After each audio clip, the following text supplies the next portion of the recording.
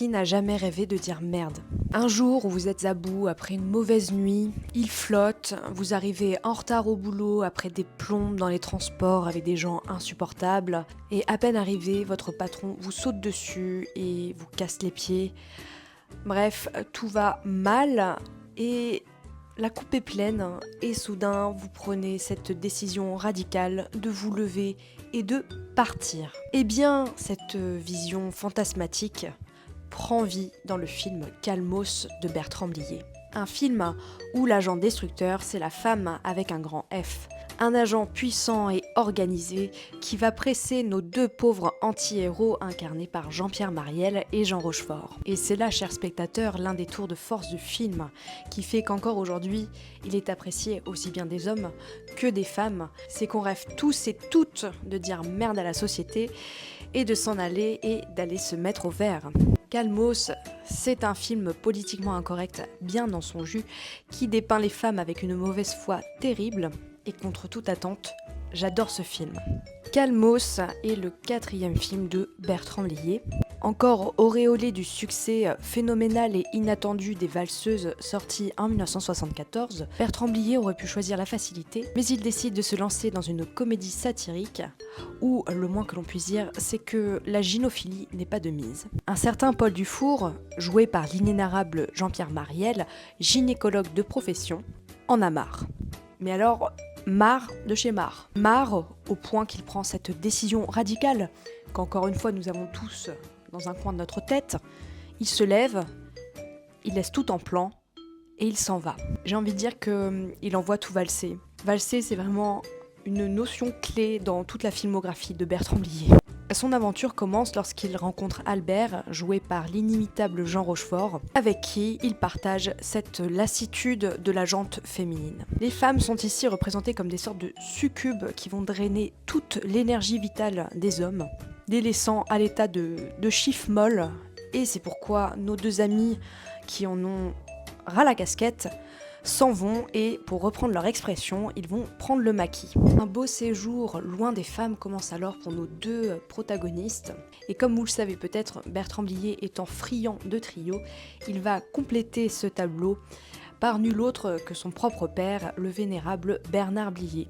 Et quand je dis tableau, ça n'est pas par hasard parce que certaines scènes ressemblent vraiment à de beaux tableaux de maître. Ainsi, les trois hommes vont goûter au plaisir simple de l'existence, loin des femmes hystériques qui ne leur manquent absolument pas. Et peu à peu, leur communauté va s'agrandir, gagnée par d'autres hommes complètement épuisés. Hélas pour eux, ce répit sera de courte durée puisque les femmes vont vite se manifester, les rappelant à leur devoir conjugal. Et c'est ainsi qu'une véritable guerre des sexes va s'engager. C'est l'histoire d'une farce que Bertrand Blier a concoctée en 1975. 1975, année internationale des droits de la femme. Accompagné du scénariste Philippe Dumarsais, il va préparer le scénario d'un film, une comédie brutale et satirique qui caricature les luttes féministes de l'époque. En effet, à cette époque, les luttes féministes sont notamment portées par le mouvement de libération des femmes, le MLF, qui cherche grosso modo à émanciper les femmes. Et à cette époque, le MLF fait plutôt grincer des dents. On retrouve d'ailleurs plusieurs satires de ce mouvement dans différentes formes d'art. Moi je pense à une vignette dans Achille Talon, je ne sais plus lequel, ça doit être dans les premiers, où on voit une caricature d'une militante MLF. Moi qui suis jeune, je connais surtout le MLF à travers les caricatures qui en ont été faites plutôt que par les véritables militants du MLF. En tout cas, l'état d'esprit autour du féminisme n'est pas du tout le même qu'aujourd'hui, quoique.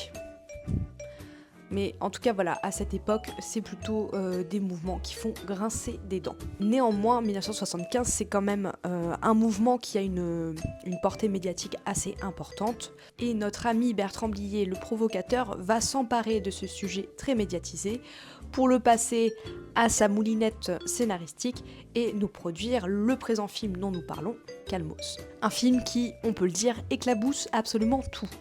Initialement, Blier pensait à Jean-Paul Belmondo et Jean-Yann pour incarner les rôles titres. Je vous laisse imaginer ce que ça aurait pu donner. Peut-être qu'avec l'IA, on pourrait essayer de de voir ce que ça pourrait donner. Moi, ça m'intéresse. J'aime toujours, oui, m'imaginer ce que le film aurait pu être avec ces deux personnes. Et en même temps, c'est un exercice difficile, sachant que je pense pas que Jean-Yann et Jean-Paul Belmondo auraient eu autant d'alchimie que Jean-Pierre Marielle et Jean Rochefort, qui sont de véritables amis à la ville. Et ça se ressent complètement dans leur manière de jouer ensemble. Ils ont une alchimie totale.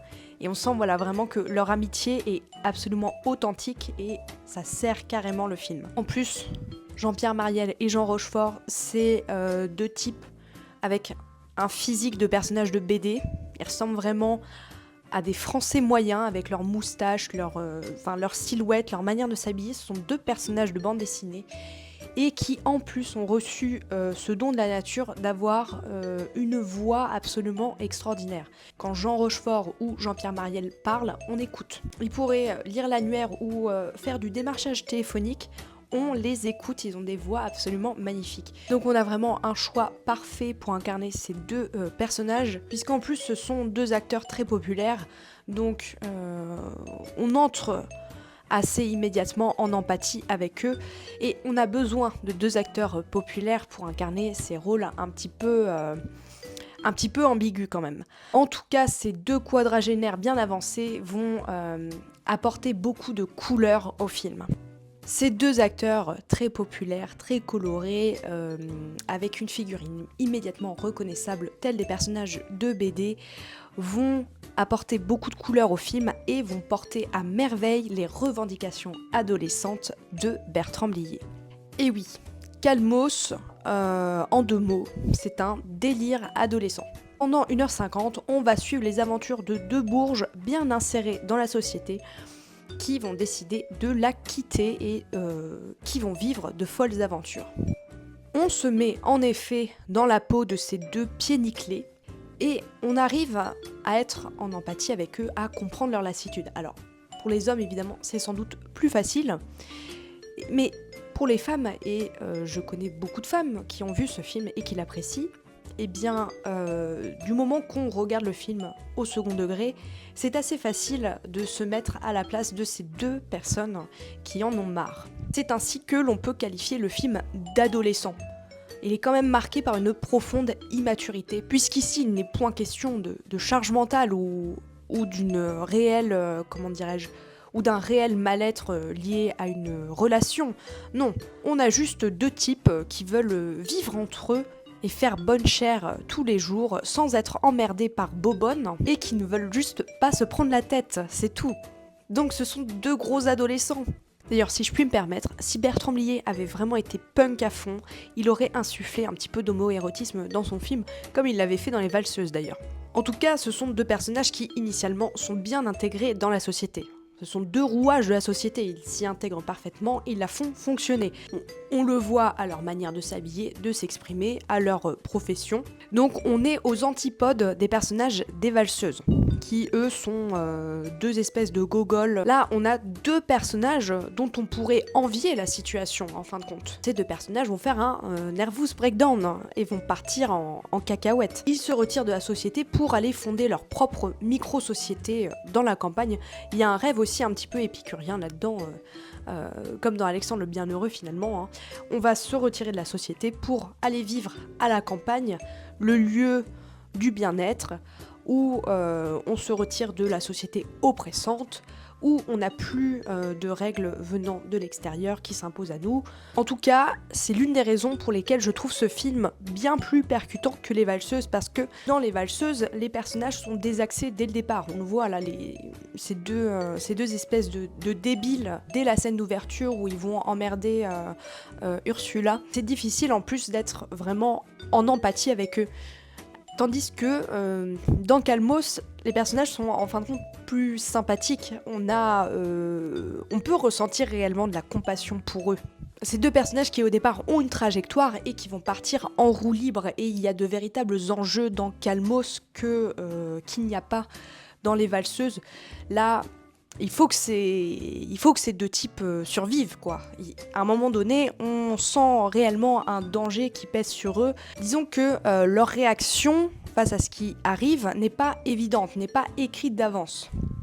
Et en plus, ce sont deux personnages qui ont absolument tout à perdre et qui prennent quand même la décision de partir. Je trouve qu'ils sont bien plus intéressants que les deux gogoles des valseuses. Ainsi, on peut se poser la question de savoir si c'est un film vraiment misogyne, comme il a été très volontiers et très facilement caractérisé, ou si finalement c'est quelque chose d'un peu plus fin et si c'est un film finalement qui se moque des misogynes. Et là ça devient intéressant parce que si on peut quand même très difficilement qualifier Calmos de film féministe, hein, ce serait quand même un contresens de dire ça. En tout cas, c'est sans doute un film un peu plus intelligent, un peu plus nuancé que ce qu'on a pu en dire assez facilement, même dès sa sortie. Déjà, d'une part, il faut reconnaître la force des personnages féminins dans ce film. Ce sont pas du tout des PNJ, ce sont des personnages avec une vraie personnalité. Elles sont badass, quoi. Elles sont carrément badass. Je pense notamment au personnage de Dora Doll. C'est une véritable guerrière, enfin voilà, encore une fois, sans être une figure de proue du féminisme, c'est quand même un personnage intéressant et ça encore une fois ça ajoute aussi des enjeux au film et ce qui fait que le film voilà vraiment a un intérêt. Ce que je veux dire c'est qu'il écrit pas des personnages de potiches et ça ce serait vraiment un signe de misogynie, d'écrire des personnages de potiches. Là on n'a pas de potiches, là ce sont des femmes très fortes. Quant au personnage masculin du film, donc incarné par Marielle et Rochefort, on peut quand même les qualifier de chiffres-molles, d'adolescents peut-être un peu trop gâtés par la vie. Est-ce que ce sont pas en fin de compte des personnages qui font une fixette sur les femmes, mais qui surtout sans doute s'emmerdent profondément dans leur existence et décident d'aller vivre autre chose. Je pense qu'il y a ça aussi. Des personnages qui ont une trajectoire tracée, ils s'emmerdent et ils décident de partir en roue libre. Il y a de ça. Donc c'est quand même voilà, des personnages un peu, voire carrément adolescents. Comme si voilà, finalement ils fuguaient du foyer familial. Ils allaient vivre leur crise et puis ils allaient revenir. Enfin, ou pas.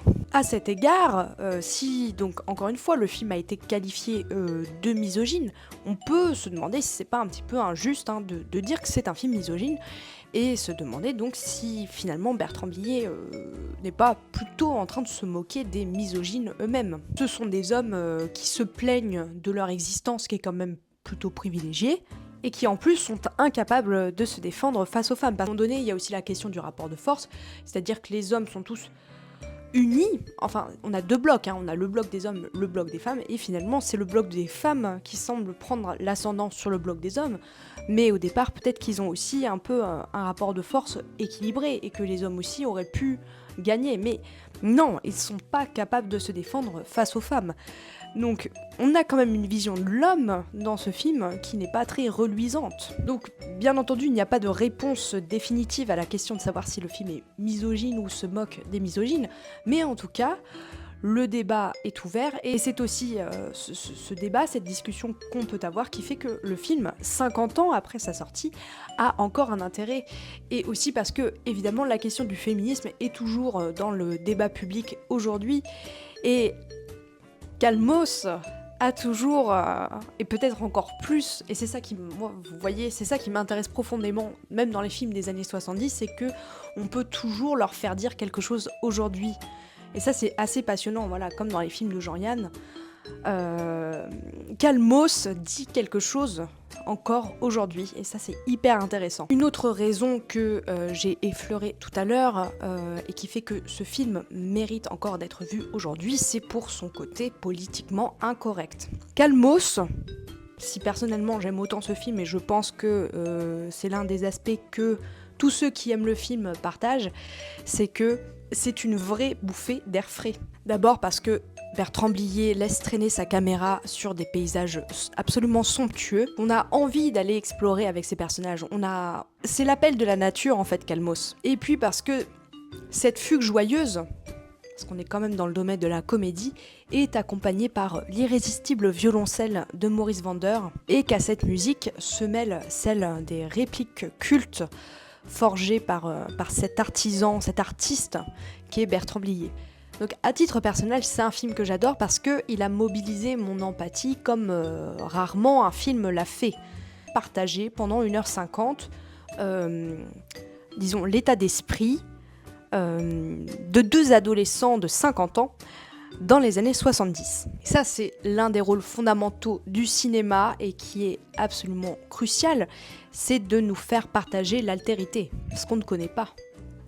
De vivre les aventures et les émotions de personnages qu'on ne saura jamais. Et donc, encore une fois, c'est aussi pour ça que je préfère ce film aux valseuses, où il est plus difficile d'avoir de l'empathie pour les personnages, parce que dans Calmos, il y a aussi de véritables enjeux. Je l'ai dit tout à l'heure, nos deux anti-héros se retrouvent réellement en danger face aux femmes. Pour résumer, Bertrand Blier, il est parti dans un délire total, qu'il a d'ailleurs eu du mal à assumer par la suite, compte tenu des réactions assez violentes lors de la sortie du film. Et c'est dommage, il devrait l'assumer parce que quand on prend le film pour ce qu'il est, c'est-à-dire une farce plutôt qu'un odieux traité masculiniste, eh bien, il n'en reste que du plaisir. Bertrand Blier l'a dit lui-même, il a écrit ce film avec toute la mauvaise foi du monde. Il a voulu s'amuser et nous amuser, nous aussi, les spectateurs, bien entendu. Il ne voulait pas d'une comédie où, à la fin, les maris reviennent chez leur femme avec un petit bouquet de fleurs à la main, ce qui, effectivement, aurait anéanti tout le délire dans lequel on s'était forcé de rentrer dans les 1h40 qui précèdent la fin. Là, il est allé jusqu'au bout de son délire adolescent, mais vraiment jusqu'au bout. Moi, je ne vous spoile pas, mais on est vraiment dans du délire total, et c'est ce qui fait la force du film, c'est ce qui fait qu'aujourd'hui, c'est un film culte, un film qui ne nous donne pas de leçons, juste une espèce de farce qui nous prend par la main. Alors, je comprends tout à fait qu'il y ait des gens qui soient rebutés par ce film, qui le trouvent peut-être même, qui pensent que c'est un nanar. Mais voilà, moi je vous invite à baisser la garde. Baissez la garde, laissez-vous entrer dans ce film, regardez-le au 1000e degré et vous allez l'apprécier et vous allez rire. C'est surtout ça, c'est que il y a beaucoup de scènes, alors notamment la fameuse scène de la rue Gustave Flaubert, mais oui, le personnage est odieux, évidemment qu'il est odieux, mais c'est drôle, c'est follement drôle. D'un coup, il y a cette idée que le personnage n'a plus aucune contrainte et il va dire ce qui lui passe par la tête. Et ça, c'est quand même génial. C'est génial de voir ça. C'est carrément jubilatoire. C'est ça que moi j'aime avec ce film. Et c'est vrai qu'on a tous envie d'aller se mettre au vert et partager des tablés de seigneur avec Rochefort, Marielle et Blier. Franchement, on en rêve tous, non ? Donc en tout cas, moi c'est un film qui me met dans un peu comme Alexandre le Bienheureux d'ailleurs, qui aussi aurait pu être qualifié d'un peu misogyne, mais on pourrait faire la même chose avec des femmes, hein. Qu'est-ce qui nous en empêche ? Y a rien qui nous en empêche. Mais faire des films aussi adolescent, aussi immature, c'est ça que j'aime, c'est complètement immature et adolescent. Ce genre de film qui me met vraiment de bonne humeur quand je le regarde parce que ça me fait marrer, c'est absurde. Et puis, encore une fois, voilà, ce côté joie de vivre. Il y a vraiment ce côté joie de vivre dans ce film, comme dans Alexandre le Bienheureux, qui fait vraiment du bien au moral, sans faire du bien au moral, sans justement asséner une morale à la fin. C'est ça qui est bien. Et donc ça nous amène à parler du cinéma actuel qui, en tout cas du cinéma français, qui est quand même bien en deçà de cette ambition et qui est beaucoup plus justement dans ce côté moral, de ce côté on va délivrer un message, mais dont on n'a pas besoin systématiquement. Et c'est vrai que quand vous avez une vie un peu chiante, quand vous allez au cinéma ou vous ouvrez un bouquin ou quoi, on n'a pas envie de se faire rajouter encore une dose de morale. Et d'ailleurs, ce que font pas mal d'acteurs lors des cérémonies, parce que ils n'ont pas assez regardé Ricky Gervais. Enfin bref, c'est chiant de se voir infliger une morale. Et ça manque cruellement au cinéma aujourd'hui. Sauf, voilà, une petite pépite qui sort du lot que je vous recommande de regarder et que je vois un peu comme l'héritier naturel de Calmos, qui est le film Problemos. Et je suis sûre que ce titre est un écho à Calmos. Je suis sûre que Blanche Gardin et Éric Judor ont vu Calmos et ont, sans l'avoir en tout cas transposé, il y a aussi dans ce film ce côté complètement adolescent, complètement délirant. Et c'est un film qui doit être sorti en 2017 je crois, donc quand même assez récemment, mais qui est là aussi une véritable bouffée d'air frais qui va vous faire rire et vous faire du bien, donc je vous recommande à fond ce film. Voilà, j'espère que cette vidéo vous a plu. Si vous n'avez pas vu Calmo, si vous n'avez jamais osé le voir, mais allez-y, foncez. Peut-être que vous allez trouver que c'est un nanar, peut-être pas, peut-être que vous allez vous aussi vous marrer, je vous le souhaite, et passer un bon moment. En attendant, je vous remercie d'avoir suivi cette vidéo jusqu'au bout si vous êtes encore là. Pensez à vous abonner, à cliquer sur le pouce en l'air, etc. Et moi je vous dis à bientôt et bougou chez vous.